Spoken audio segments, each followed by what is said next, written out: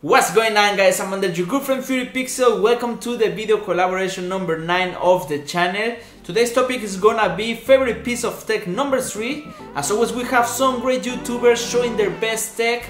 So without further ado, let's get started.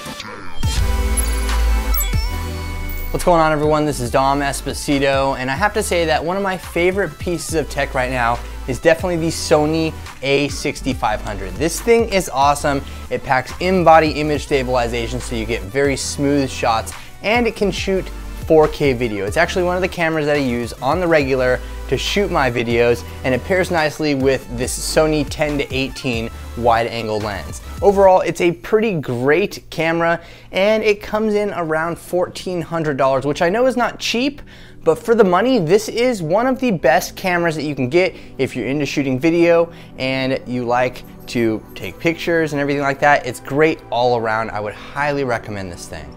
Hey, what's up, guys? This is Jamil from All Nighted Pro, and I'm here to talk about my favorite piece of tech. Now, currently, that's going to be this, the Samsung Gear S3 Frontier Edition. Now, the Gear S3 Frontier Edition comes with a bunch of features, such as calling and texting, as it has a built-in eSIM, and it's on a carrier, so mine is currently on T-Mobile. It's got water resistance, it's got great battery life and performance, even though it's running Tizen OS, which I'm sure a bunch of people aren't too fond of. But I actually like it. In terms of features and functionality, it's a great device. In terms of build quality, it's awesome.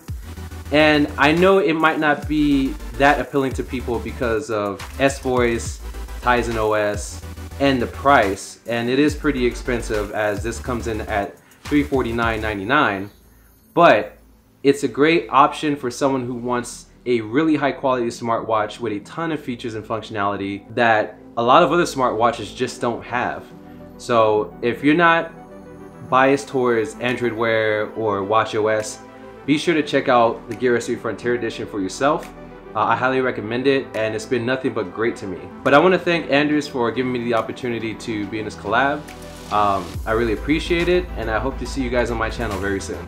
Alright, so how's it going, guys? JCVP11 here, and my favorite piece of tech has to be my mouse. I've been using the Logitech MX Performance for the past couple of years now, and even though it's an old piece of tech, I just use it so often and it does the job so well that I need it to. I've never really seen the need to replace it. On the looks side of things, it's not got a very striking appearance. It's a black and silver finish, but the one thing Logitech has nailed are the ergonomics. It's got some great heft to it and fits very nicely in the hand. And to enhance the overall comfort of the mouse, you're looking at rubberized sides, which really make the mouse suitable for extended periods of use, and that is very important to me because I spend a lot of time in front of my PC editing videos. Over to the back of the mouse, you'll find 3 different rubber pads as well as dark field technology, which allows you to use this mouse on pretty much any surface that you'd like, including glass, and that really eliminates using a mouse mat in general. So I've never really used a mouse mat with this mouse as well, and overall the build quality has really kept up.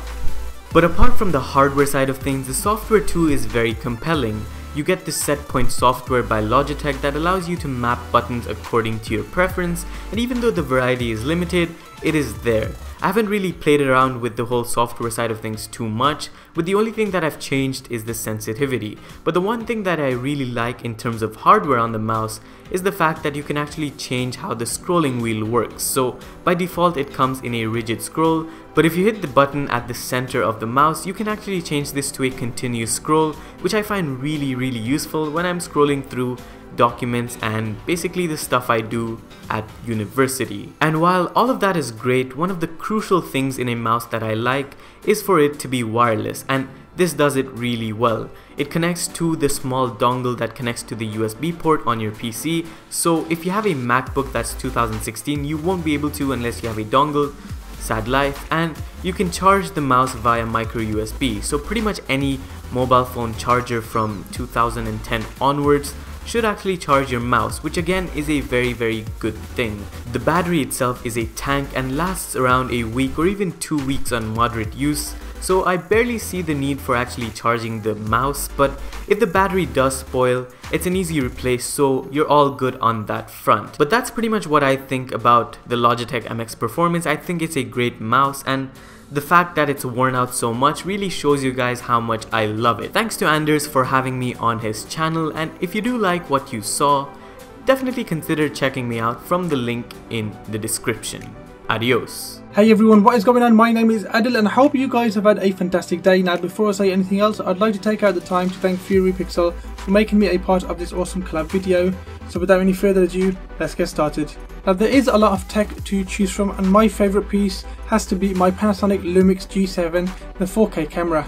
Now this camera has been an excellent addition to bringing you guys some excellent and crispy content. I must say this channel has skyrocketed since I purchased this Panasonic Lumix G7 camera, and has to be one of my favourite cameras yet. Now despite having a new upgrade to my PC, which is the latest addition to my setup, the new Ryzen 7 1800X PC, but this still has to be my favourite piece of tech, coming in at around £400 to £500 here in the UK. Depending on where you look for it, you can find a pretty awesome deal. You have a flip out screen. The flip out screen rotates so you can look at yourself while you're recording this. A microphone input so you can add an additional microphone to it, and you can attach quite a few Micro Four Third lenses, and with the help of speed boosters you can get even better lenses on there to record extra crispy content. Now I'm using the 14 to 42mm f3.5 to f5.6 lens, which comes with the camera itself, but I'm looking forward to upgrade to a 1.7 aperture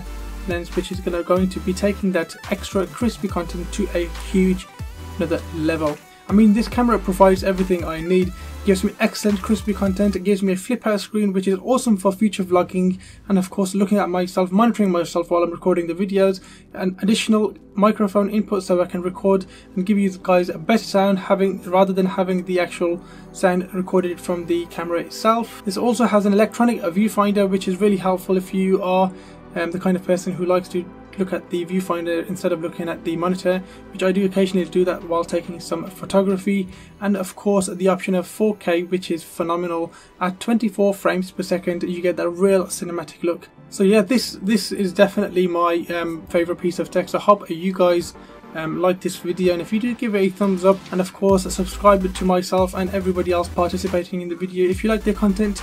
Once again, thank you guys so much for watching, and I'll see you over at Tech Bomb.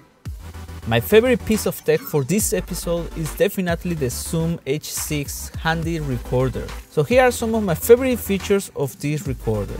You can interchange input capsules easily by swap them out and clip them in. From the ones it comes with two, the shock mounted stereo microphone capsule and the mid-side capsule, which works as a cardioid microphone. And in case this is not what you are searching for, there are another 4 different kind of capsules that sell separately. You can record the audio in 3 different ways. The first one is using the H6 as an interface by connecting it with your computer, PC or iPad via USB. You can record directly to an SD, SDHC or SDXC cards up to 120 GB. Lastly, you can connect it to a camera DSLR with the line out and record the audio on your camera and in an independent track in the SD card of the Zoom H6. This recorder has a 2.0-inch monitor with a resolution of 320 by 240 pixels, where you can set up the settings on the menu or just preview and adjust the channels. In little words, with the Zoom H6 you get a microphone, a mixer and an interface that is easy to operate, install and carry with the included case. The audio quality of the Zoom H6 is extremely good, reason why it passed to become my main microphone. And that's all for this video collaboration, my friends. Thanks to all the great YouTubers who was on it. Let me know which is your favorite piece of tech on the comment section below. And as always, if you like the video, don't forget to show your support by giving that thumbs up, sharing the video and subscribing to my channel. And that way you won't miss any of my future videos and content. I'm your good friend FuryPixel. See you next time.